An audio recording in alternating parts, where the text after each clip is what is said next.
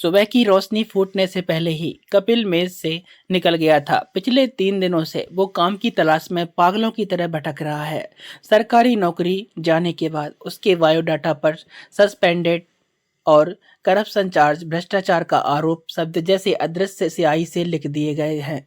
कोई ऑफिस, कोई security agency, किसी ने उसे काम नहीं दिया। आज वो बड़ा बाजार की लेबर मंडी, मजदूरों का बाजार गया था। उसने सोचा था कि कुली का काम करने के लिए तो कैरेक्टर सर्टिफिकेट की ज़रूरत नहीं पड़ेगी, लेकिन वहाँ भी एक अजीब मुसीबत थी। 50 किलो की चावल की बोरी पीठ पर उठाने के लिए जब वो लाइन में लगा तो ठेकेदार ने उसकी तरफ देखकर मजाक उड़ाते हुए कहा, ओ बाबू, ये काम तुम्हारे बस का नहीं है। 2 दिन बोरी ढोगे तो उन नरम कन्नों की चमड़ी उधड़ जाएगी, तब दवाई का पैसा कौन देगा? जाओ जाओ कहीं और देखो। लाइन में खड़े दूसरे मजदूर हंस पड़े। उनकी हंसी की आवाज कीड़ों की तरह कपिल के कानों में लगी। अपमानित और भूखा कपिल सिर झुकाकर भीड़ से बाहर आ गया। पिछले 24 घंटे में उसके पेट में सिर्फ पानी और 2 बिस्कुट थे। लौटते वक्त उसने देखा कि एक ब्लड डोनेशन कैंप चल रहा है। वहां लिखा था, रक्त दे जीवन बचाएं, और पास ही खड़े एक दलाल ने फुसफुसाते कहा, खून बेचोगे भैया? ब्लड फ्रेश ब्लड होगा तो अच्छा दाम दूंगा। कपिल ठिठक गया। उसका शरीर घिन से सैर उठा। वो एक पुलिस अफसर था और आज वो अपना खून बेचने की सोच रहा है। वो तेजी से वहां से भाग निकला। मेस में जब लौटा तो दोपहर ढलकर शाम हो चुकी थी। आसमान काले बादलों से घिरा था। कपिल बालकनी में आकर खड़ा हो गया। जेब में हाथ डाला तो देखा फोन है। चार्ज लगभग खत्म होने वाला था। उससे लगा उसकी माँ को एक फोन करना चाहिए। मन में कुछ अनहोनी का डर था। इंस्पेक्टर दत्ता ने उसे धमकी दी थी कि कपिल जानता है प्रिया रुकेगी नहीं। उसने कांपते हाथों से माँ का नंबर हिलाया। हेलो बेटा। दूसरी तरफ से माँ की घबराई हुई आवाज़ आई। आज फ़ोन करने में इतनी देर कर दी? तेरे पापा की तबीयत ठीक नहीं है रे। कपिल ने आंखें बंद कर ली। गले में रोना का गोला सा अटक गया। उसने पूरी ताकत से खुद को संभाला और आवाज़ में झूठी खुशी लाकर बोला, माँ सुनो, मैं एक अच्छी खबर देने के लिए फ़ोन कर रहा हूँ। क्या खबर बेटा? तू ठीक तो है ना? वो नौकरी, हाँ माँ, सब ठीक हो गया है। कपिल ने बेझिझक झूठ बोला। मेरा सस्पेंशन हट गया है माँ। डिपार्टमेंट मुझे एक स्पेशल ड्यूटी पर भेज रहा है, असम बॉर्डर पर। बहुत सीक्रेट मिशन है माँ, देश का काम है। अरे सच? लेकिन बॉर्डर पर? वो तो बहुत दूर है। माँ की आवाज़ में डर था। डरने की बात नहीं है माँ, मुझे कुछ नहीं होगा। लेकिन माँ, वहाँ बहुत सख्ती है, नेटवर्क बिल्कुल नहीं रहता, जंगल के अंदर ड्यूटी है, इसलिए शायद कुछ दिन फ़ोन ना कर पाऊँ। तुम चिंता मत करना। दूसरी तरफ माँ चुप रही। माँ का दिल शायद सब समझ रहा था। बेटे की आवाज़ की हल्की कंपन, ये अचानक बॉर्डर पर जाने की कहानी, शायद उन्होंने सब पकड़ लिया। लेकिन माँ ने कुछ नहीं कहा। वो जानती है बेटा, उन्हें तसल्ली देना चाहता है। बहुत संभल कर रहना बेटा, खाना पीना समय पर करना। तेरे पापा रोज़ तेरे बारे में पूछते हैं। हाँ माँ, पापा से कहना चिंता ना करें, मेरी पोस्टिंग बहुत अच्छी जगह हुई है। मैं लौटते ही तुम लोगों को ले आऊँगा। तुम लोग अपना ख्याल रखना। कपिल और बात नहीं कर पाया। उसने फ़ोन काट दिया। फ़ोन की स्क्रीन पर एक बूंद आंसू गिरा। उसने झूठ बोला। माँ को शांति देने के लिए उसने झूठ बोला। ठीक तभी मेज के नीचे हड़कंप मच गया। भारी बूटों की आवाज़ से लकड़ी की पुरानी सीढ़ियाँ काँप उठीं और कुछ समझने से पहले ही कमरे का दरवाज़ा धड़ाम से खुला। वहीं इंस्पेक्टर दत्ता, साथ में 4 और पुलिस वाले। कपिल खड़ा हो गया। उसका दिल जोर से धड़का, लेकिन उसने डर को आंखों में आने नहीं दिया। क्या बात है सर? अब क्या किया मैंने? मैं तो शहर छोड़ने की तैयारी कर रहा था। दत्ता ने कोई भूमिका नहीं बांधी। जेब से एक कागज़ निकालकर कपिल के चेहरे के सामने कर दिया। तुम्हारे नाम अरेस्ट वारंट है, फैमिली कोर्ट का ऑर्डर। अरेस्ट क्रिमिनल केस तो नहीं है, सिविल मामला है। दत्ता तिरछा मुस्कुराया। मामला सिविल है, लेकिन अंजाम क्रिमिनल है। नॉन पेमेंट और मेंटेनेंस, गुजारा भत्ता ना देना। पिछले 3 महीने से प्रिया मैडम को एक पैसा नहीं दिया। 50,000 महीने के हिसाब से 1.5 लाख रुपए बकाया। मैडम ने एग्जीक्यूशन पेटिशन फाइल की है। कपिल ने मेज के दूसरी लोगों की तरफ देखा। विमल बाबू, कमल परिचित, सब दरवाजे पर खड़े थे। उनकी आंखों में डर था। कपिल ने दत्ता की तरफ देखकर कहा, सर आप जानते हैं मेरे पास नौकरी नहीं है। मैं आज लेबर मंडी गया था कुली का काम मांगने, उन्होंने मुझे नहीं रखा। मेरी जेब में 17 रुपये हैं। मैं महीने के 50,000 रुपये कहाँ से दूँ? क्या अदालत को मेरी हालत नहीं पता? दत्ता ने आगे बढ़कर कपिल की शर्ट का कॉलर पकड़ लिया। कानून ये सब नहीं सुनता कपिल। जज साहब ने ऑर्डर में साफ लिखा है, तुम एक एवल वाडियट मैन, हट्टे खट्टे स्वस्थ पुरुष हो, तुम्हारे हाथ पैर सलामत हैं। कानून कहता है एक स्वस्थ मर्द चाहे मिट्टी खोदे, रिक्शा चलाए, किडनी बेचे या चोरी करे, पैसा तो उसे लाना ही होगा। बीवी का पेट भरना पति की पवित्र कानूनी जिम्मेदारी है, नहीं कर सकते तो जेल काटो। कपिल अब खुद को रोक नहीं पाया। उसका इतने दिनों से जमा हुआ गुस्सा ज्वालामुखी की तरह फट पड़ा। जिम्मेदारी? कैसी जिम्मेदारी सर? कपिल चिल्ला पड़ा। उसके गले की नसें रस्सियों की तरह फूल गईं। जिस औरत के ठंडे दिमाग से प्लान करके मेरी नौकरी खाई, मेरे साइन नकली किए, मेरे बीमार बाप को सड़क पर लाया, उसे पालने की जिम्मेदारी मेरी। क्यों? क्योंकि मैं मर्द हूँ। मेरी एक किडनी बेचने से प्रिया के 1 महीने की मेकअप का खर्चा निकलेगा सर। क्या मैं वही करूँ? अदालत क्या चाहती है? मैं चोरी करूँ, डकैती करूँ या मर जाऊँ? एक बेरोजगार पति पैसे कहाँ से लाएगा? ये कानून का सिर दर्द नहीं है, बस पैसे देना ही इंसाफ है। चुप कर। दत्ता ने कपिल के मुंह पर जोर से एक थप्पड़ मारा। कपिल के होंठ फट गए और खून निकल आया। नाटक कम कर साले, पैसे देने की औकात नहीं हो, लेक्चर बड़े बड़े। दत्ता ने हवलदारों को इशारा किया, उठाओ इसे। पुलिस वाले कपिल को घसीटते हुए नीचे ले जाने लगे। कपिल ने विरोध नहीं किया। परिचित आगे आना चाहता था, लेकिन कपिल ने आंखों के इशारे से उसे मना कर दिया। परिचित की भी बेटी है, पुलिस केस हुआ तो वो भी बेटी को खो देगा। मेष की धूल भरी सड़क पर जब उसे जीप में चढ़ाया जा रहा था तो मोहल्ले के मोड़ पर भीड़ जमा हो गई। कोई कह रहा था इस शरीफ आदमी लगता था आखिर में बीवी के पैसे मारकर जेल जा रहा है। पुलिस की जीप चल रही थी। खिड़की के बाहर अब झमाझम बारिश शुरू हो गई थी। बारिश का पानी और कपिल के गाल का खून निकलकर एक हो गए थे। गाड़ी जब शहर की चमचमाती सड़क से दौड़ रही थी, कपिल को लगा शायद यही आज के मर्दों की किस्मत है। वो खुद जलकर राख हो जाते हैं, फिर भी आखिर पल एक परिवार के लिए हीरो बने रहना चाहते हैं। किडनी बेचकर हो, खून बेचकर हो या जेल जाकर हो, उन्हें सिर्फ देना होता है। बदले में एक बूंद सहानुभूति भी उनके हिस्से में नहीं आती है। शहर के एक मोड़ पर ट्रैफिक सिग्नल पर गाड़ी रुकी। कपिल की नज़र सड़क के उस पार विशाल बिलबोर्ड पर होर्डिंग पर पड़ी। उस बिलबोर्ड पर प्रिया का हंसता हुआ चेहरा था। करण इंटरप्राइजेस के नए प्रोजेक्ट का विज्ञापन। प्रिया हंस रही है और उससे ठीक नीचे लोहे की जाली के पीछे से कपिल उसे हंसी को घूर रहा था। जीप फिर चल पड़ी, धूल और धुआं उड़ाते हुए। जब गली से बाहर निकल गई तो इंस्पेक्टर दत्ता ने आराम से सीट पर टेक लगाकर जेब से फ़ोन निकाला। हेलो मैम, हाँ काम हो गया है, उसे उठा लिया है। मेंटेनेंस ना देने के जुर्म में धारा ऐसी ही लगाई कि कम से कम 6 महीने जमानत नहीं मिलेगी। आप आराम से टेंडर का जश्न मनाइए। दत्ता ने फ़ोन काटा और मज़े से एक सिगरेट सुलगाई। धुआं जानबूझकर कपिल के चेहरे पर छोड़ते हुए बोला, सुन हीरो, इसे कहते हैं पावर। तुम कल से जेल की चक्की पीसोगे और मैडम एसी कमरे में बैठकर टेंडर मिलने की खुशी में शैंपेन पिएगी। यही दुनिया का नियम है। मर्द गन्ने के छिलके खोई जैसा होता है, बस रस निचोड़ लो और फेंक दो। जीप जैसे ही थाने के गेट में घुसने लगी, जोर से ब्रेक लगा। सामने रास्ता रोककर एक काली मर्सिडीज खड़ी थी। गाड़ी से एक लंबा चौड़ा आदमी उतरा, महंगा सूट पहने, आंखों पर काला चश्मा। बारिश की परवाह किए बिना वो सीधा इंस्पेक्टर दत्ता की जीप की खिड़की के पास आ गया। इंस्पेक्टर दत्ता, उस युवक ने एक फाइल दत्ता की तरफ बढ़ाते हुए शांत लेकिन कड़क आवाज में कहा, मिस्टर कपिल मेहता को एंटीसिपेटरी बेल, अग्रिम जमानत के पेपर्स हाई कोर्ट ने आज शाम ही मंजूर किए हैं। आप इन्हें लॉकअप में नहीं डाल सकते। दत्ता ने झुंझुलाकर फाइल हाथ में ली। कागज की मोहर देखकर उसका चेहरा उतर गया। कानूनी कागज था, मानने से इनकार करने की उसकी औकात नहीं थी। कपिल ने धुंधली आंखों से देखा। बारिश के पानी से भीगा चश्मा उतारकर वो युवक मुस्कुराया। कपिल उसे पहचान नहीं पाया। कौन है ये आदमी? कपिल का हैरान चेहरा देखकर वो आदमी उसके पास आया, फिर कान के पास मुंह ले जाकर फुसफुसाते पूछा, एक फोन नहीं कर सकता साले? मैं मर गया था क्या? वे जानी पहचानी आवाज सुनकर कपिल चौंक गया। बारिश में खड़े होकर वो हैरानी से सोचने लगा, अचानक इस बुरे वक्त में ये आदमी कहाँ से आ गया और क्या इस कानूनी लड़ाई में ये सच में कपिल को बचा पाएगा? और क्या ये कानूनी कागज कपिल की आज़ादी की शुरुआत है या जेल के बाहर कोई और बड़ी मुसीबत उसका इंतजार कर रही है? मुझे शर्म आ रही थी समीर, मैं सब हार गया। कपिल ने शर्म से सिर झुका लिया। अपनी ये बदहालत हारी हुई हालत को कभी अपने स्कूल के जिगरी दोस्त समीर को दिखाना नहीं चाहता था। वो चाहता था समीर जाने कि उसकी दोस्त कपिल का एक दमदार ईमानदार अफसर है, कोई भिखारी नहीं।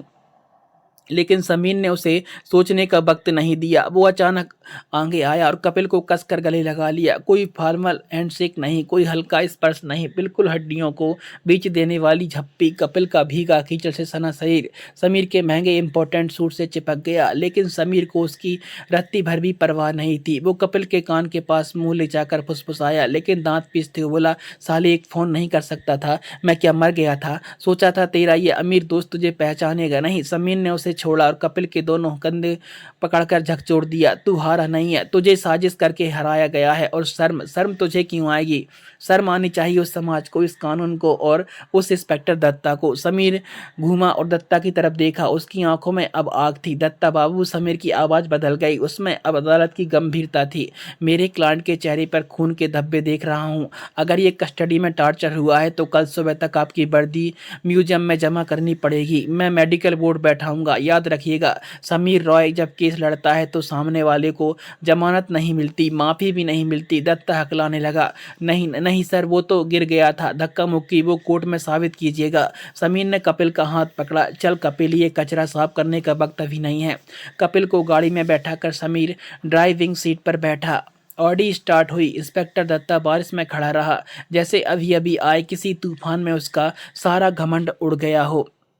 गाड़ी के अंदर अजीब सी शांति थी, हल्की लेवेंजर की खुशबू। कपिल सीट पर सिर टिकाकर बैठ गया। उसका शरीर कांप रहा था, ठंड से नहीं, अपमान और आज़ादी के एक अजीब मिले जुले एहसास से। समीर ने गाड़ी चलाते हुए कहा, सीट के नीचे तौलिया है, सिर पोंछ ले, और है डैशबोर्ड में फ्लास्क में काफ़ी है, पी ले। कपिल तौलिए के मुंह पहुंचते हुए बोला, तुझे पता कैसे चला? समीर ने एक गहरी सांस ली। तूने क्या सच में सोचा था तू फोन पर बॉर्डर पर जाने की झूठी कहानी सुनाएगा और चाची जी उस यकीन कर लेंगी? माँ सब समझती है। कपिल बेटे की आवाज़ सुनकर ही माँ समझ जाती है कि बेटे के पेट में दाना गया है या नहीं, और तूने सोचा इतनी बड़ी मुसीबत तू छिपा लेगा? कपिल सन्न रह गया। उसकी आंखों के सामने माँ का घबराया हुआ चेहरा आ गया। समीर, बताया गया तेरा फोन कटने के बाद चाची जी एक पल भी नहीं रुकी। वो जानती थी तो झूठ बोल रहा है। वो सीधा हमारे पुराने गांव वाले घर चली गई। तुझे तो पता है वहां पर कोई नहीं रहता, बस वो टेरकेटर विजय रहता है। चाची जी मैं तूफान 2 मील पैदल चलकर भैया के पास गई और मेरे दिल्ली ऑफिस का नंबर लिया। विजय भैया के फ़ोन से ही उन्होंने मुझे कॉल किया था। कपिल की आंखों से आंसू बह निकले। वो कल्पना कर सकता था कि उसकी बीमार बूढ़ी माँ आंधी बारिश में गांव के कीचड़ भरे रास्ते पर दौड़ रही है, सिर्फ बेटे की जान बचाने के लिए। समीर का गला भराया। मैं उस वक्त सुप्रीम कोर्ट की एक प्रेस कॉन्फ्रेंस में था। अनजान नंबर देखकर उठाया। उधर से चाची जी की रोने की आवाज़। समीर, क्या तू मेरा? समीर बोल रहा है। मैंने आवाज़ सुनते ही पहचान लिया। चाची जी ने बस एक ही बात कही, बेटा मेरा मुन्ना खोका बहुत मुसीबत में है। उसने मुझसे झूठ बोला है। मैंने उसकी आवाज़ में डर सुना है। मुझे नहीं पता वो कहाँ है, लेकिन मेरा दिल कह रहा है वो वापस नहीं आएगा। तेरे सिवा उसे कोई नहीं बचा सकता रे। तू एक बार देख। समीर ने स्टीयरिंग कसकर पकड़ी। माँ का वो रोना सुनकर मैं एक सेकंड भी नहीं रुका। कपिल सीधा प्राइवेट चार्टर्ड फ्लाइट पकड़कर वो कोलकाता एयरपोर्ट पर उतरते ही मैंने अपने सोर्स लगाकर पता किया कि तू कहाँ है। पता चला दत्ता ने तुझे अरेस्ट किया है। चाची जी के उस एक फ़ोन ने आज तुझे बचाया है। कपिल, मैंने नहीं, तेरी माँ ने तुझे बचाया है। कपिल दोनों हाथों से रखकर फूट फूट कर रो पड़ा। अब तक उसने सोचा था कि वो अपनी माँ की रक्षा कर रहा है, माँ का दुख काम कर रहा है, लेकिन आज उसे समझ आया वो 100 मुसीबतों में भी संतान का असली रक्षा कवच उसकी माँ का आशीर्वाद होता है। जब वो जेल का अंधेरा देख रहा था और माँ गांव के एक टूटे हुए बरामदे में बैठकर अदृश्य धागे से बेटे की जान बचा रही थी, समीर ने कपिल के कंधे पर हाथ रखा। रो ले, आज भी भरकर रो ले, लेकिन कल से रोना नहीं। चाची जी ने मुझे पर भरोसा करके फ़ोन किया है। मैंने उन्हें वचन दिया है, उनके बेटे को वापस मैं लाऊंगा, सिर्फ जेल से नहीं, इस मुसीबत से भी। कल से चाची का वो भरोसा रखने की लड़ाई शुरू होगी। वैसे कपिल, तूने मुझे बताया क्यों नहीं? जब प्रिया ने डाइवोर्स फाइल किया, जब तुझे सस्पेंड करवाया, तब एक बार मुझे फ़ोन क्यों नहीं किया? क्या मैं तेरा गैर हूँ?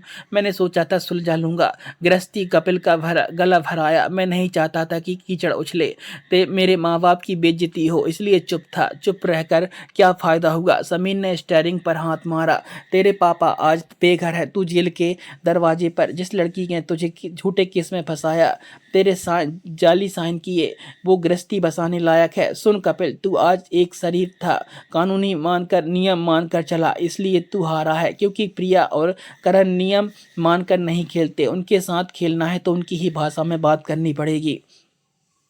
गाड़ी एक फ्लाईओवर पर चढ़ी। नीचे शहर की रोशनी दिख रही थी। समीर ने कपिल की तरफ देखा। तूने मुझे फोन नहीं किया शर्म के मारे, लेकिन आज मैं आ गया हूँ। प्रिया ने पैसों के जेर पर इंस्पेक्टर दत्ता को खरीदा, फैमिली कोर्ट का ऑर्डर खरीदा, लेकिन अब उसके सामने खड़ा है समीर रॉय। मैं उसे ऐसे कानूनी पैच में फंसाऊंगा कि वो सांस लेने के लिए भी वकील की सलाह मांगेगी। कपिल ने पूछा, समीर तेरे पास तो हजारों केस हैं, तू मेरे लिए कितने दिन रुकेगा? समीर ने कपिल की तरफ देखकर एक रहस्यमयी मुस्कान दी। तब तक रुकूंगा जब तक प्रिया वर्मा और करण इंटरप्राइजेज दिवालिया बैंकरप्ट घोषित नहीं हो जाते। कपिल, तू नहीं जानता, करण ने सिर्फ तेरा नुकसान नहीं किया है। 3 साल पहले मेरे एक क्लाइंट का पूरा प्रोजेक्ट करण ने धोखाधड़ी करके हड़प लिया था। मेरे क्लाइंट ने कर ली थी, तब मैं कुछ नहीं कर पाया क्योंकि मेरे पास सबूत नहीं थे, लेकिन आज सबूत है। तू और मैं मिलकर उन्हें खत्म करेंगे। गाड़ी गेस्ट हाउस के गेट से अंदर घुसी। बारिश नहीं रुकी थी, लेकिन कपिल के मन का तूफान अब काफी शांत था। वो जानता है कल का सूरज प्रिया के लिए बहुत सुखद नहीं होगा। कपिल के मन में एक सवाल रह गया। 3 साल पहले करण ने ऐसा क्या किया था जिसके लिए सुप्रीम कोर्ट का इतना बड़ा वकील अपना सब काम छोड़कर कोलकाता भागा चला आया? उस खुदकुशी करने वाले क्लाइंट के साथ समीर का रिश्ता क्या सिर्फ पेशेवर प्रोफेशनल था? अगला दिन प्रिया वर्मा के लिए ढेरों खुशियों की खबर के लिए शुरू हुआ। करण एंटरप्राइजेस का नया टेंडर लगभग मुट्ठी में था, शाम तक साइन हो जाएगा। प्रिया अपने आलीशान फ्लैट की बालकनी में बैठकर कॉफी की चुस्कियां ले रही थी। आज उसका मूड बहुत अच्छा था। कल रात कपिल जेल गया था। जेल के पथरीले फर्श पर लेटे हुए कपिल को अब समझ आ रहा होगा प्रिया से लड़ने का इंजाम क्या हो सकता है। प्रिया ने फोन उठाया और इंस्पेक्टर दत्ता को कॉल किया। उसका मन हुआ कि थोड़े मजे लिए जाएं, पता तो चले उसके पूर्व पति को जेल के खाने का स्वाद कैसा लगा। हेलो दत्ता, क्या खबर है हमारे हीरो की? सारी रात मच्छर मारे या जेल के दादाओं की सेवा की? प्रिया की खिलखिलाकर हंस पड़ी, लेकिन दूसरी तरफ से दत्ता की हंसी नहीं आई। एक अजीब सन्नाटा था। हेलो दत्ता, क्या बोल क्यों नहीं रहे हो? मैडम, दत्ता की आवाज़ जैसे पाताल से आ रही थी। चिड़िया उड़ गई। प्रिया की हंसी उसके चेहरे पर ही जम गई। मतलब क्या बकवास कर रहे हो? मैंने तो कहा था जमानत के सारे रास्ते बंद कर देना। मैं क्या करता मैडम? दत्ता लगभग रोने लगा। कल रात आपके सोने के बाद ही समीर रॉय थाने आ गए, वे हाई कोर्ट का ऑर्डर लेकर। कपिल अब आज़ाद है। सिर्फ आज़ाद नहीं मैडम, वो अभी समीर रॉय के गेस्ट हाउस में है। प्रिया ने फोन काटा और धम से सोफे पर बैठ गई। उसे लगा जैसे इतने दिनों से सजाई हुई शतरंज की बिसात के नीचे किसी ने टेबल खींच ली हो। समीर रॉय कपिल का दोस्त, ये तो उसे पता ही नहीं था। उसने तुरंत करण को फोन किया। करण सत्यानाश हो गया, कपिल को जमानत मिल गई। उसके पीछे समीर रॉय है। दूसरी तरफ से करण ने उबासी लेते हुए कहा, धत, सुबह सुबह पैनिक मत करो प्रिया। समीर रॉय है तो क्या हुआ? वो वकील है, गुंडा नहीं। हमारी लीगल टीम देख लेगी। तुम शाम की प्रेस मीट के लिए तैयार हो जाओ। आज हम 201 करोड़ की डील साइन कर रहे हैं। उस टुच्चू एक्स हस्बैंड के बारे में सोचने का वक्त नहीं है। करण ने फोन काट दिया, लेकिन प्रिया के हाथ कांपना बंद नहीं हुए। वो जानती है करण बेवकूफ़ है। करण को नहीं पता कि समीर रॉय सिर्फ केस नहीं लड़ता, समीर रॉय दुश्मन को बर्बाद कर देता है। शहर के दूसरे छोर पर साल्ट लेक पर एक फॉस्ट गेस्ट हाउस कपिल जब सोकर उठा तो 11 बज चुके थे। खिड़की के बाहरी पर्दों से छिनकर सूरज की रोशनी कमरे में आ रही थी। कपिल हड़बड़ाकर उठ बैठा। नरम गद्दा, हंसी की ठंडी हवा, लेवेंजर रूम फ्रेशनर की खुशबू, सब कुछ उसे सपना लग रहा था। उसने आदत के मुताबिक बगल में हाथ बढ़ाया पानी की बोतल ढूंढने के लिए जो मैस में उसकी साथी थी, लेकिन बोतल नहीं मिली। उसके बदले में हाथ में एक साइड लैंप लगा। कपिल चौंक गया। पिछले कुछ महीनों की गरीबी और बेइज्जती उसकी रग रग में बस गई। ये आराम कर उसे डराता है। उठ गया। दरवाजे पर समीर था, जिसके लिए कपड़ों में, हाथ में एक टैबलेट, आंखों पर वही जाना पहचाना चश्मा, लेकिन नजरों में गहरी चिंता। कपिल सिर झुकाकर बैठा रहा। समीर कमरे में आया और कपिल के बगल में बिस्तर पर बैठ गया। टेबलेट को साइड में रखकर उसने कपिल के कंधे पर हाथ रखा। कल रात गाड़ी में बात नहीं हुई, अब बता क्यों? कपिल ने सिर नहीं उठाया। क्या क्यों? मुझे बताया क्यों नहीं? क्या तुझे लगा कि तुझे जज करूंगा या तेरा ईगो तुझे रोक रहा था? कपिल ने सर उठाया। उसकी आंखें लाल थीं। ईगो नहीं यार, शर्म। तू आसमान छू रहा है और मैं मिट्टी में मिल रहा हूँ। मैंने सोचा था अपनी लड़ाई खुद लड़ूंगा, पापा को वचन दिया था। कपिल का गला भराया, लेकिन मैं नहीं कर पाया समीर। मैं हार गया। प्रिया ने मुझे खत्म कर दिया। समीर ने टेबल से कपिल का टूटा हुआ फोन उठाया और कपिल के हाथ में दिया। तेरा फोन पुलिस ने जब्त किया था, मैंने मंगवाया है। सुबह से एक नंबर बार बार कॉल कर रहा है, मैंने उठाया नहीं। तुझे बात करनी चाहिए, सामना कर, फेस इट। कपिल ने फोन हाथ में लिया। स्क्रीन पर नाम चमक रहा था, प्रिया कॉलिंग। सीने के अंदर एक बार कंपन हुआ, लेकिन अगले ही पल उसने खुद को संभाल लिया। समीर ने इशारा किया कि फोन उठाए और स्पीकर पर डाले। कपिल ने रिसीव पर बटन दबाया। हेलो। दूसरी तरफ से प्रिया की आवाज आई, वही जानी पहचानी आवाज, लेकिन आज उसमें वो बनावटी प्यार नहीं था। उसमें एक घायल सैन्य की फुफकार और दबा हुआ गुस्सा था। वाह, बड़ा अच्छा दोस्त ढूंढा है। जेल के खाने से तो बच गए, लेकिन कपिल, क्या तुमने सोचा है कि वो समीर रॉय तुम्हें जिंदगी भर गोद में उठाकर रखेगा? उसका अपना नाम है, शोहरत है। 2 दिन बाद जब देखेगा कि तुम्हारे जैसे कंगाल एक्स हस्बैंड को ढूंढने में उसकी इज्जत खराब हो रही है, तो वो भी तुझे कचरे के में फेंक देगा, जैसे मैंने फेंका था। कपिल कुछ बोलने ही वाला था, लेकिन प्रिया ने उसे रोककर अभी भी जहरीली आवाज में कहा, सुनो कपिल, भलाई इसी में है कि उस वकील दोस्त को लेकर ज्यादा उड़ो मत। तुम तो जानते हो मेरे हाथ कितने लंबे हैं। मेरे पास तुम्हारे बाप की सर्विस बुक, नौकरी की फाइल के कुछ पुराने कागज हैं, थोड़ी सी हेरा फेरी, और अगर मैंने वो मीडिया में लीक कर दिए तो तुम्हारे रिटायरमेंट, बाप की पेंशन भी बंद हो जाएगी। क्या धोखाधड़ी के इल्जाम में वो इस उम्र में जेल काट पाएंगे? कपिल का जबड़ा सख्त हो गया था, मुट्ठी भिज गई थी। प्रिया रुकी नहीं। और तुम्हारी माँ गांव वाले घर में अकेली रहती है ना? सुना है उधर के रास्ते बहुत खराब हैं, आजकल एक्सीडेंट बहुत हो रहे हैं। कब कौन सा ट्रक लाकर ठोक दे या घर में आग लग जाए, कुछ कहा नहीं जा सकता। इसलिए जो कह रही हूँ वो मान जाओ, वरना। कपिल का शरीर पत्थर हो गया। डर की जगह उसके अंदर एक अजीब आग जल उठी, आग जो सारे डर को जलाकर राख कर देती। उसने फोन की तरफ देखा और शांत लेकिन लोहे की सख्त आवाज में कहा, प्रिया, अब तक मैं चुप था क्योंकि मैं घर बचाना चाहता था, मैं भिखारी बनने को तैयार था, लेकिन आज तुमने मेरे माँ बाप को नुकसान पहुंचाने की बात की है। इसकी सजा तुम्हें मिलेगी ही। कौन सजा देगा मुझे, तुम या तुम्हारा वो 2 दिन का दोस्त? कहकर प्रिया ने फोन काट दिया। कपिल, प्रिया ने फोन ठीक क्या कहा, डिटेल में बता। समीर ने लैपटॉप पर नजरें जमाए हुए पूछा। कपिल ने चिंतित चेहरे से कहा, वो कह रही थी पापा की सर्विस बुक के कुछ कागज उसके पास हैं, वो उन्हें लीक करके पेंशन रोक देगी, और कहा कि गांव में घर में आग लग सकती है, एक्सीडेंट हो सकता है। समीर का चेहरा सख्त हो गया। इसका मतलब प्रिया सिर्फ ब्लैकमेल नहीं कर रही, वो मानसिक चोट देना चाहती है। लेकिन आग लगने की बात क्यों कही? क्या वो सिर्फ डरा रही है? फोन काटने के बाद प्रिया वर्मा कुछ देर स्थिर खड़ी रही। उसका दिल जोर जोर से धड़क रहा था। कपिल ने उसे पलटकर धमकी दी, वो कपिल जो उसकी आंखों में आंखें डालकर बात नहीं कर सकता था। प्रिया ने ड्राइंग रूम के सोफे पर रखी एक पुरानी पीली फाइल की तरफ देखा। फाइल पर धुंधले अक्षरों में लिखा था, शिवनाथ मेहता, सर्विस बुक, शादी के पहले साल में जब वो कपिल की वफादार पत्नी थी, तब ससुर की अलमारी ठीक करने के बहाने उसने ये फाइल चुरा ली थी। इसमें कपिल के पिता की नौकरी की कुछ छोटी मोटी ऑडिट आपत्तियां थीं जो बाद में सुलझ गई थी। लेकिन प्रिया जानती थी, अगर इन कागजों को मीडिया में भ्रष्टाचार बताकर लीक कर दिया जाए तो पेंशन विभाग जांच शुरू कर देगा, और जांच चलने तक पेंशन बंद रहेगी। दिल के मरीज शिवनाथ बाबू ये झटका बर्दाश्त नहीं कर पाएंगे। लेकिन कपिल की आवाज की वो निडरता प्रिया को परेशान कर रही थी। कानूनी धमकी से कपिल को अब दबाया नहीं जा सकता। प्रिया की आंखें सिकुड़ गईं। उसने फोन उठाया और कांटेक्ट लिस्ट में एक खास नंबर डायल किया। नाम सेव नहीं था, सिर्फ एक डॉट का निशान था। Hello madam. दूसरी तरफ से एक भारी मशीनी आवाज आई, राका। प्रिया फुसफुसाई, प्लान बी एक्टिव करो, कानूनी नोटिस से काम नहीं चलेगा। पूरे मुझे गांव वाला घर आज ही खाली चाहिए। खाली मतलब उठा दूं?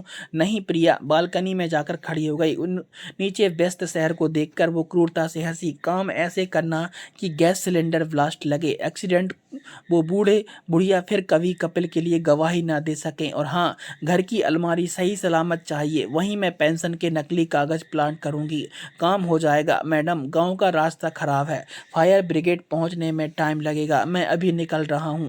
प्रिया ने फोन काट दिया और रास्ता खराब बताया था।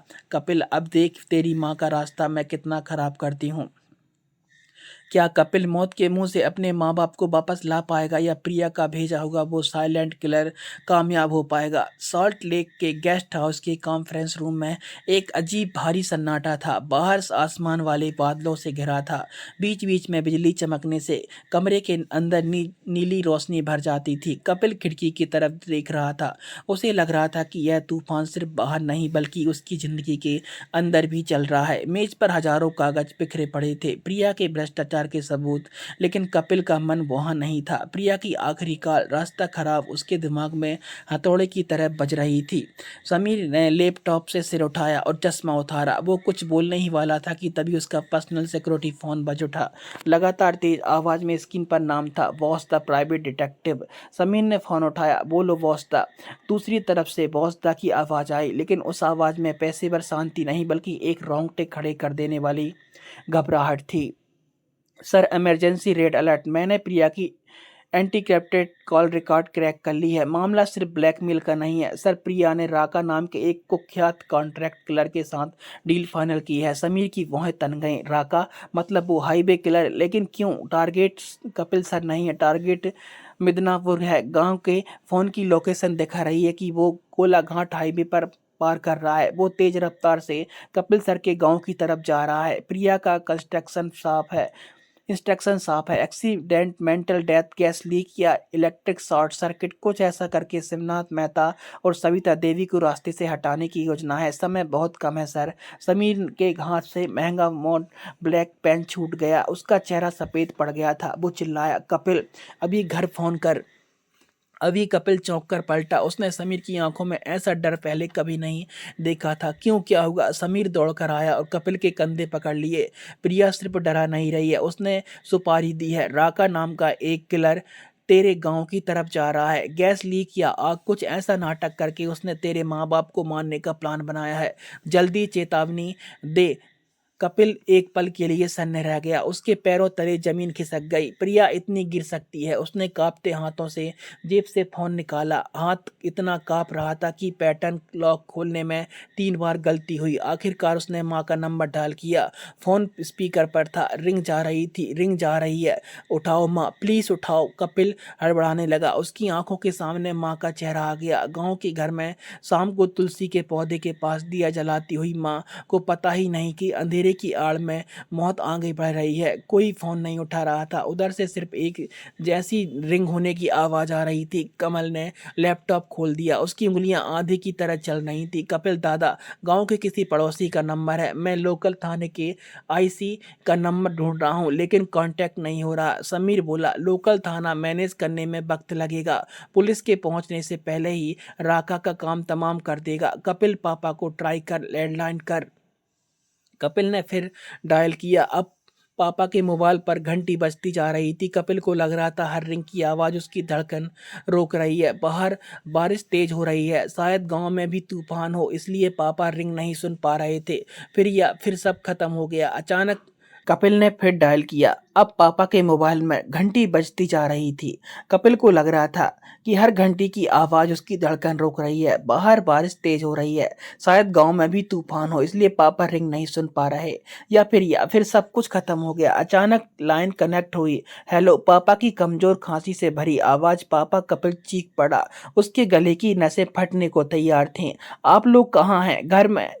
हाँ बेटा, घर में ही तो हैं। तेरी माँ रसोई में शाम का दिया जला रही है। बाहर बहुत तूफान है। क्यों, तू ठीक है ना? पापा, मेरी बात सुनिए, कोई सवाल मत कीजिए, अभी घर से निकलिए, अभी रसोई में मत जाइए, गैस सिलेंडर के पास मत जाइए, किसी को घर में घुसने मत दीजिए। उधर पापा उलझन में थे। बुढ़ापे की वजह से वो बातें जल्दी समझ नहीं पा रहे थे। क्या कह रहा है बेटा? गैस तो बंद है और बाहर तो बहुत बारिश हो रही है। कौन जाएगा तू इस तूफान में? पापा प्लीज, खतरा है। प्रिया ने आप लोगों को मारने के लिए आदमी भेजा है। आप लोग पिछले दरवाजे से विजय काका के घर चले जाइए, फोन चालू रखिए और भागिए। प्रिया, ये क्या कह रहा है? हमें मारेगी? पापा की आवाज कांप गई। उन्होंने यकीन नहीं हो रहा था कि उनकी बहू उन्हें मारने के लिए आदमी भेज सकती है। ठीक उसी पल कपिल को फोन के दूसरी तरफ एक आवाज सुनाई दी। गेट के सामने एक मोटर बाइक रुकने की आवाज, फिर भारी बूटों की आवाज, भीगे हुए बरामदे पर चढ़ती हुई खट खट खट। कपिल चिल्लाया, पापा भागिए, कोई आया है। उधर से पापा की डरी हुई आवाज आई, कौन कौन है वहां? क्या चाहिए? गांव का घर मिदनापुर। बाहर तक भयानक तूफान था। टिन की छत पर बारिश की आवाज में कुछ भी सुनाई देना मुश्किल था। शिवनाथ बाबू फोन कान में लगाए कांपते कदमों से दरवाजे की तरफ बढ़े। दरवाजा चौपट खुला था। बिजली की चमक में दरवाजे पर एक लंबी परछाई दिखी। काला रेनकोट, चेहरा हेलमेट से ढका हुआ, हाथों में काले दस्ताने। शिवनाथ बापू पीछे हट गए। कौन हो तुम? क्या चाहते हो? राका ने कोई जवाब नहीं दिया। वो पेशेवर कातिल है, बात करके वक्त बर्बाद नहीं करता। वो आगे आया और भारी बूट से शिवनाथ बाबू के सीने पर एक जोर लात मारी। बूढ़ा आदमी उछलकर दीवार से जा टकराया। सीने की हड्डियां कड़कड़ा उठी। दर्द से कराहते हुए वो जमीन पर गिर पड़े। हाथ से फोन छूटकर फर्श पर गिर गया, लेकिन किस्मत से लाइन नहीं कटी। राका सीधा रसोई की तरफ गया। वहां कपिल की मां सविता देवी अभी अभी पूजा घर से निकली थी, हाथ में आरती की थाली। सामने यमराज की तरह खड़े राका को देखकर वो चीखने ही वाली थी कि उससे पहले ही राका ने जेब से क्लोरोफार्म वाला रुमाल निकालकर उनकी तरफ नाक पर दबा दिया। सविता देवी ने कमजोर हाथों से रोक राका का रेनकोट नोचने की कोशिश की, लेकिन असुर जैसी ताकत के सामने वो कुछ नहीं थी। कुछ सेकंड की हाथापाई और फिर सविता देवी भी गिर पड़ी। हाथ का दिया बुझकर फर्श पर लुढ़क पड़ा। राका ने तेजी से गैस ओवन की नॉब घुमा दी। गैस निकलने की आवाज, जहरीली गंध पल भर में छोटी सी रसोई में फैलने लगी। राका ने जेब से एक महंगा जिप्पो लाइटर निकाला। वो खिड़की के पास जाकर खड़ा हो गया। गैस थोड़ी और फैल गई, फिर एक छोटी सी चिंगारी और पूरा घर खाक हो जाएगा।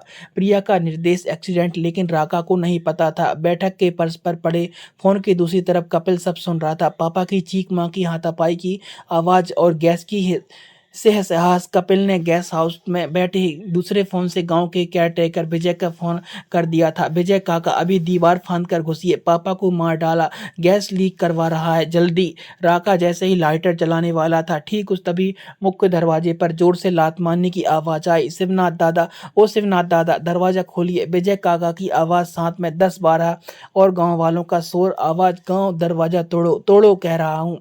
विजय काका की चिल्लाहट फोन पर सुनाई दी। धड़ाम, एक जोरदार आवाज और दरवाजा टूटने की आवाज। कपिल सांस रोककर इंतजार कर रहा था। उधर जब सिर्फ अफरा तफरी है, पकड़ो उसे, भाग रहा है, खिड़की से भाग रहा है। गांव के किसी आदमी की चीख, फिर हाथापाई की आवाज, कांच टूटने की आवाज। क्या शिवनाथ बाबू जिंदा हैं?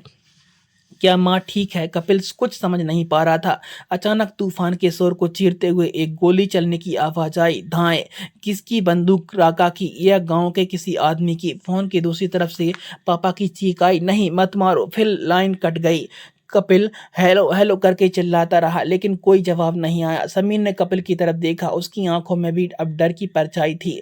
कपिल शांत हो जा, हम लगभग पहुंच गए हैं। लेकिन कपिल जानता है कि वो एक गोली सब खत्म कर सकती है। गोली किसके सीने में लगी, पापा के या माँ के? समीर कुछ तेज रफ्तार में गाड़ी चला रहा था।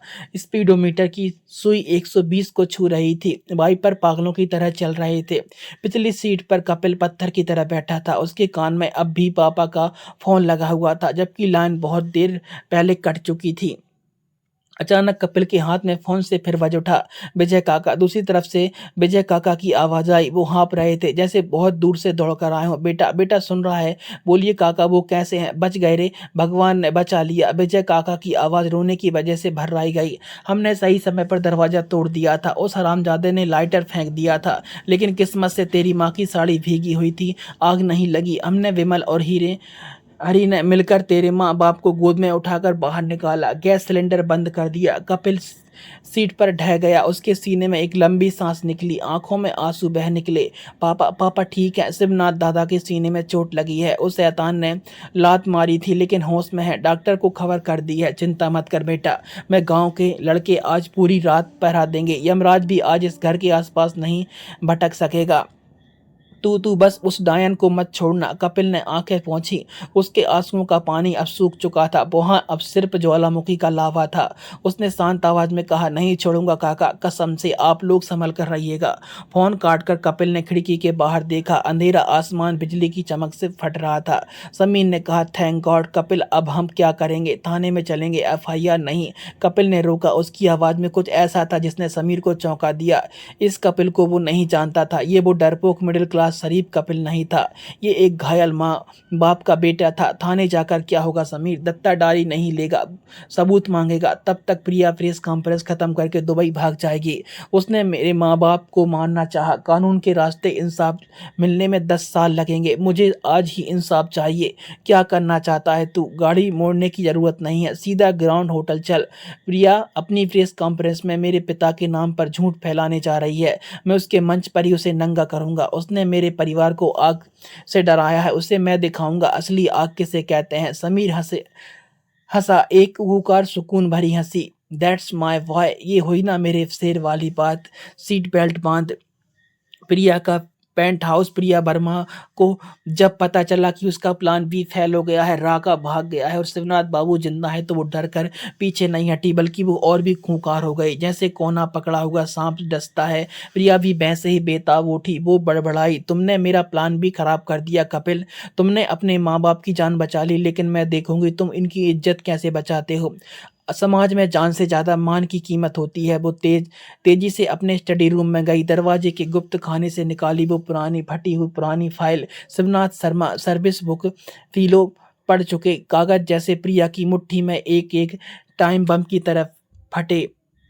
इतने इंटरकॉम पर अपनी पर्सनल सेक्रेटरी प्रिया को बुलाया। प्रिया के घुसते ही प्रिया ने फाइल उसकी तरफ फेंक दी।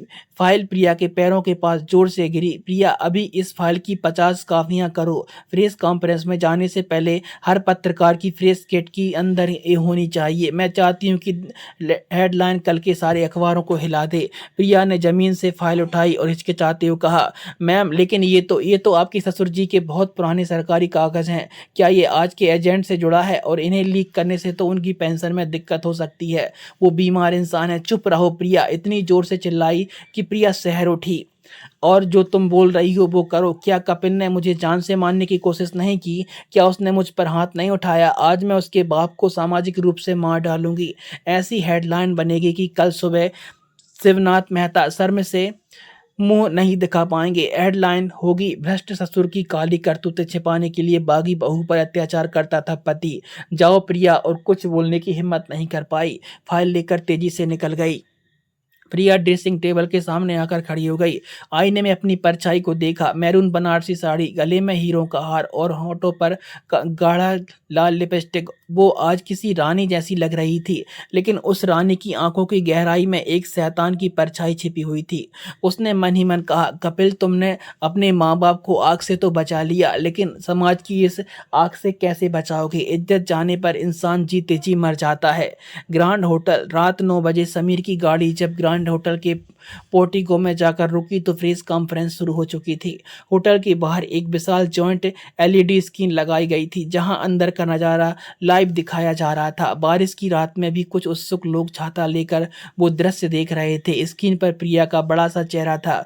वो माइक हाथों में लेकर रोती हुई आवाज में कह रही थी, आप लोग मुझे सफल बिजनेस वूमेन के रूप में जानते हो, लेकिन यकीन मानिए पिछले 3 साल मैं नरक में थी। मेरे पति ने सिर्फ मुझे धोखा नहीं दिया, उसका पूरा परिवार भ्रष्टाचार करप्शन पर खड़ा है। जिस ससुर जी को मैं पिता की तरह पूछती थी, वो भी सरकारी पैसों का गबन करके अपने बेटे के लिए ऐश और आराम की जिंदगी चलाते थे। दर्शकों में छी-छी की आवाज़ें उठने लगी। प्रिया की एक्टिंग ऑस्कर जीतने वाली थी। गाड़ी के अंदर कपिल स्क्रीन की तरफ देख रहा था। अपने पिता के नाम पर ये घिनौना झूठ सुनकर उसके शरीर का हर रोंगटा खड़ा हो गया। लेकिन अजीब बात थी, वो आज गुस्से से चिल्लाया नहीं। उसके चेहरे पर एक अजीब सी शांति थी, जो तूफान से पहले की खामोशी थी। समीर ने कपिल की तरफ देखा। कपिल रेडी, याद रखना हम डिफेंस बचाव खेलने नहीं आए और अटैक हमला करने आए हैं। कपिल ने जेब में हाथ डालकर पेन ड्राइव को महसूस किया। वो अब सिर्फ लिपस्टिक का टुकड़ा नहीं था, वो सच का ब्रह्मास्त्र था। वो उसके माँ बाप के अपमान का जवाब था। उसने गाड़ी का दरवाजा खोला और उतरा।